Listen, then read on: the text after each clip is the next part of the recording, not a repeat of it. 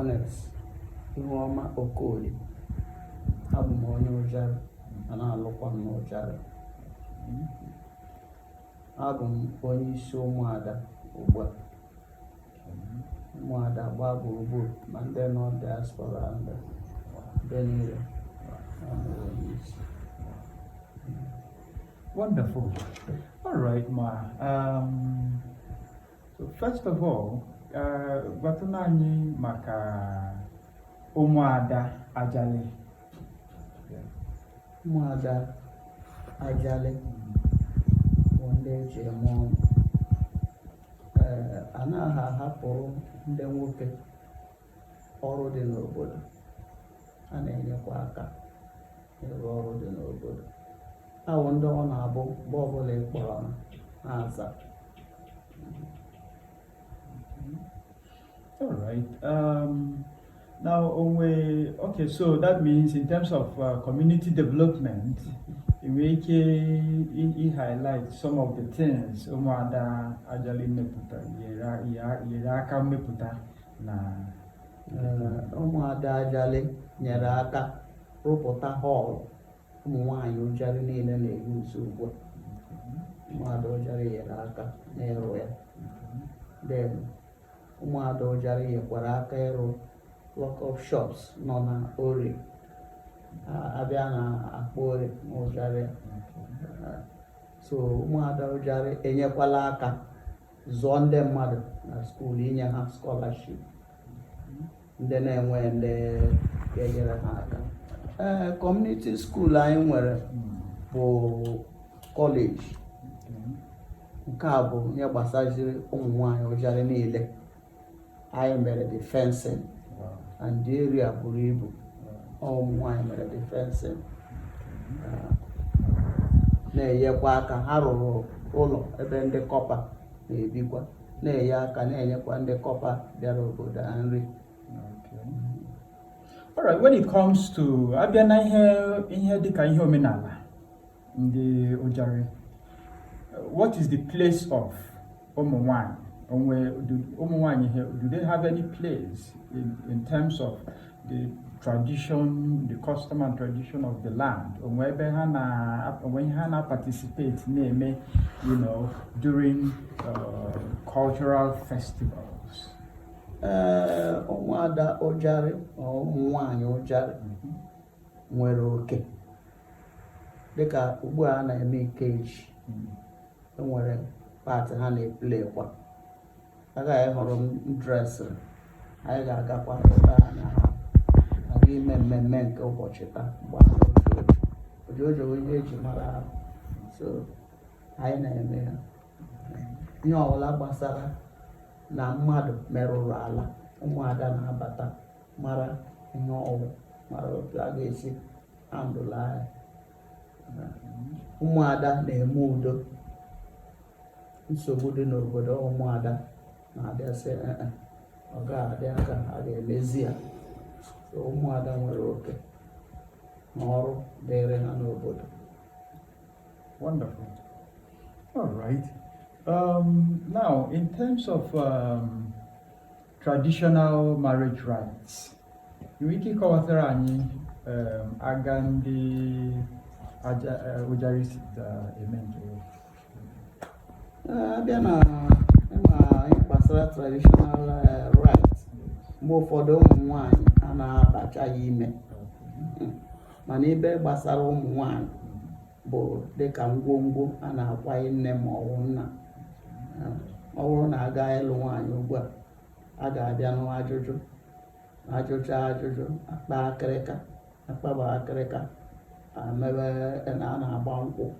Mgbe a na-akpa akịrịka, nwaanyị a na-eso ya ọrụ ụmụ nwoke. Mgbe ọ na-ruru n'ịgba nkwụ, ụmụ nwaanyị esoro haziwe ihe a ga-eji agba nkwụ.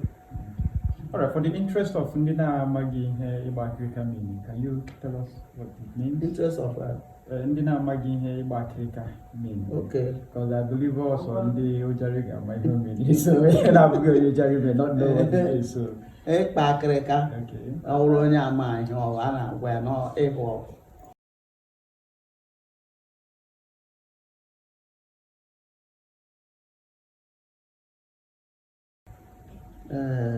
anyị na-eme nke a site na mgbe ụfọdụ anyị akpọkọ ndị ka na-eto eto na-akụziri ha ihe dịrị ịkụ nkụ, ịma agụ ojojo, ịma aga aza atụ ha nke na aga aza atụ ụkwụ, ma aga aza eru akụ ọwụụ ịma na awụ sọ ụjarị ka anyị lụkwara ndị na-amaghị eru akụ, so anyị na-akụziri ha aga azakwa eru akụ. Right. Iru aku no na eru like aganda rozeru ko we papa. Bụrụ aka m zara oge m ugbu a, so ebe ma ị marala na inyom arụrụ ihe a. Ebe na ị gaa ka m wee na ị gara abịa ịbụ onye metụtara arụ ịma ama ya from her dressing, akwa awụ na eru ya aganda arụ zakwa eru. All right. Ndị inyom arụ na ha elekwa, and I'm sure they are happy seeing you. What do you have to tell them? Ihe na-agwa onye ọbụla bụ onye arụ na ihe eji amara arụ akparamagwa nwaanyị arụ. Anyị na-agụjekwa ya na-egwu ịchọrọ ihe dị mma lawa arụ oke Igbo. So anyị na-ekwu ọ bụrụ na nwaanyị nwa agwa dị mma, ịhụ na ya na di ya ga na-ebi nke ọma, and ịchọrọ agamagwa ị ga-enweta ya n'ụmụ nwaanyị arụ. Ebe ọbụla ha na-abụ ndị na-erube isi ya, ndị na-enye di ha respect. Mana ọ mgbe ụfọdụ di ma na-akụ nwaanyị ihe, nwaanyị ara na-asịkwa ya ọ dị iwu ime emerụ azụ iwu eburu aga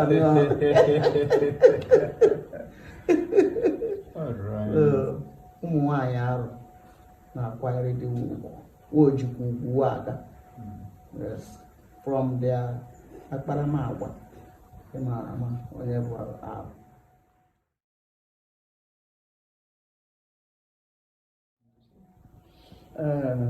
Ụmụ nwaanyị anyị ndị na-anọ na Nigeria na outside Nigeria, ha na-agbalị. The other time about Christmas period, Umuada ndị nọ na diaspora nwere ego ha wetara through me ka enye ndị ụwa na-atụ n'ọnụ, and anyị kekwara ya judiciously, sendkwara ha ma pictures I sell. So anyị kelere ha etu ha si cheta mee ụdị ha. Ya mgbazi ọnụ m ga-agbaziri ha ugbu a kwa ha relentla, ha daghachila azụ, because ihe chere anyị n'ihu na ụjarị a karịrị akarị. Anyị enweela eze, anyị nwere PG, ọrụ dị ara ha karịrị akarị. So ha gụrụgụrụkwa ha cheta na ndị a n'idiri enyemaka. Then mgbazi ọnụ as a mother, because enwe ihe bụ mother bụ M stands for manager, O stands for organizer, T stands for teacher, H stands for helper, E stands for encourager, then R stands for reliable. These qualities inweta ya na nwaanyị nwe nsogbu na be gị. So na-eme ha encourage ka ha kọpere this mother alphabet. Ọ ga-enyere anyị aka. Ezinụlọ nwaanyị nwere ọgụgụ isi nọ na ya, ịhụ ezinụlọ a na-aga nke ọma.